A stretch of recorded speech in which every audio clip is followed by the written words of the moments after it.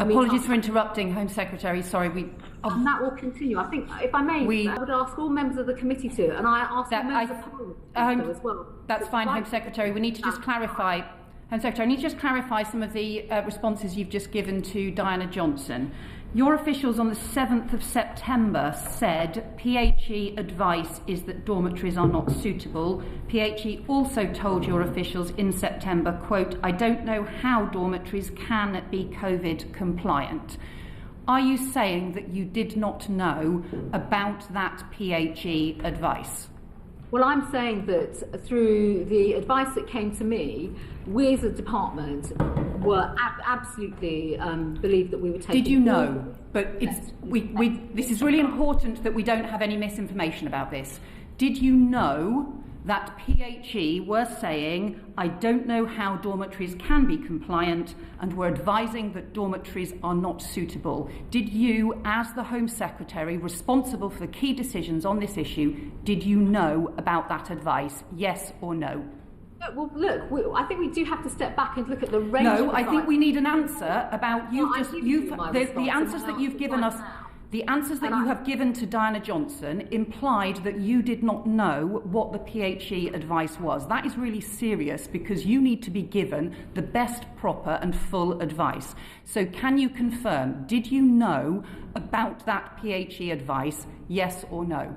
Well, the advice that was given was based on PHE. I mean, I'll come back to the point. PHE, public health bodies, do not certify standards. They give advice on the standards to which we had to operate. And it is on that basis that decisions were taken. And officials... I've got the copies of the advice here. It says, PHE advice is that dormitories are not suitable. That is from an email from your officials on the 7th of September. There's also a further document that was sent to your officials in which PHE say, I don't know how dormitories can be COVID compliant. The courts that looked at all of these details concluded the bottom line is that the arrangements at the barracks were contrary to the advice of PHE. So all of this is clear, it's copper bottom.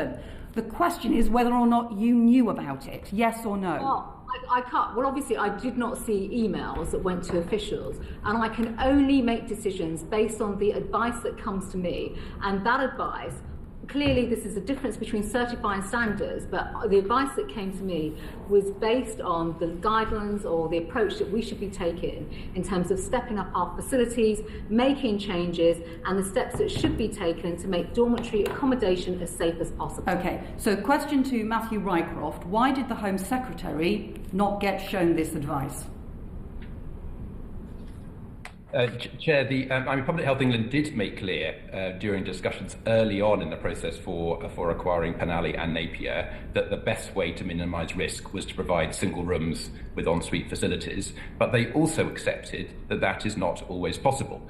And they were very explicit that there were ways of making other types of accommodation, including dormitories, as safe as possible. And that is the advice on which we were taking reasonable steps to act. And that advice was confirmed later on in their guidance for providers of accommodation for asylum seekers, which was back in December of last year.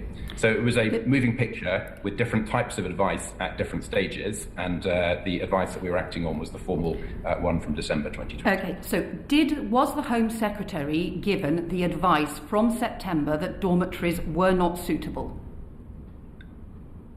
Yes or no? She's already answered the question about seeing individual emails from PHE to members. But was she told explicitly that PHE said dormitories are not suitable, yes or no? We need to know whether you are giving the Home Secretary proper advice. We are giving the Home Secretary proper advice. Did you give her that particular advice, that PHE advises that dormitories are not suitable? Did you tell her that? I did not tell her that. And she did not see that email, as she has just said. But the advice. But was she told that this is what PHE said? I can't recall that. I'm seeking to focus on the big issue here, which is that the big issue is you had an outbreak of 200 cases in dormitory accommodation, and anybody across the country could tell you that putting people into dormitories in the middle of a pandemic was going to be a risk. That is the big picture. So I just want to know whether you showed the Home Secretary the guidance and the advice from PHE, yes or no. That outbreak was in February of 2021. A full 2 months before that, the PHE advice was not the advice that you have been reading out, Chair. It was confirming that it was possible to make other types of accommodation that were not single rooms as COVID safe as possible. And that is the advice that was put to the Home Secretary. But the courts are made clear that not only did you fail to follow the PHE's clear recommendation that dormitories are not suitable, you also failed to implement their mitigation, their risk mitigation advice. So the precautions that were taken were completely inadequate to prevent the spread of COVID infection. Home Secretary, you told us that you were working in line with public health guidance and with local authority partners throughout. We've been following guidance in every single way. In the light of the advice that I've just told you about, that it's not clear that you actually saw, do you now admit that what you told us was not true?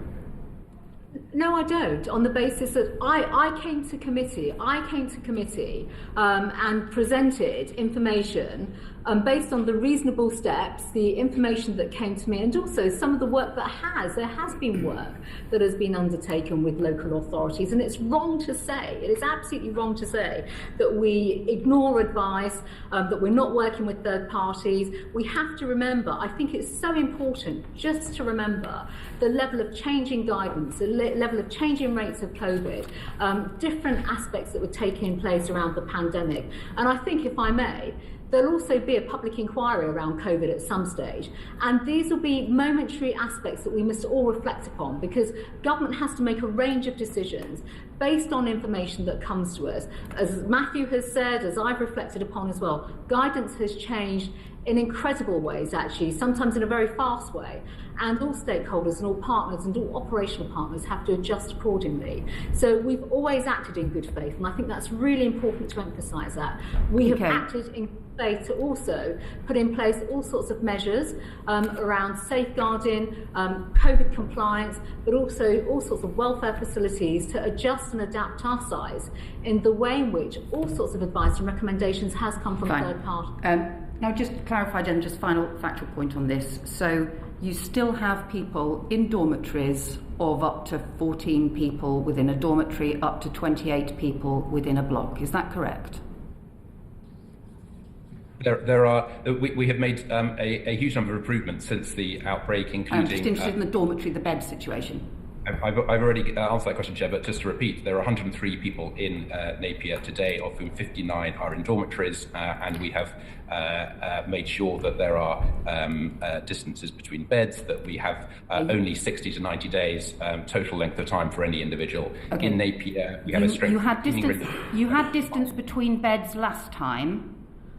Are you still having 12 to 14 people in a room, in sleeping accommodation? Well, that's the maximum that it is possible to fit in a room in a way that is as safe as possible. But you're continuing as safe as possible. Total number is 59. Okay. Last time you had an outbreak of 200 cases. We now have the Delta variant circulating, which is even more infectious. How long do you think it will be before you have another outbreak in your dormitory accommodation? But in addition to the other changes that I've already described, we have also increased and strengthened the cleaning regime. We have improved the ventilation. We've improved the signage.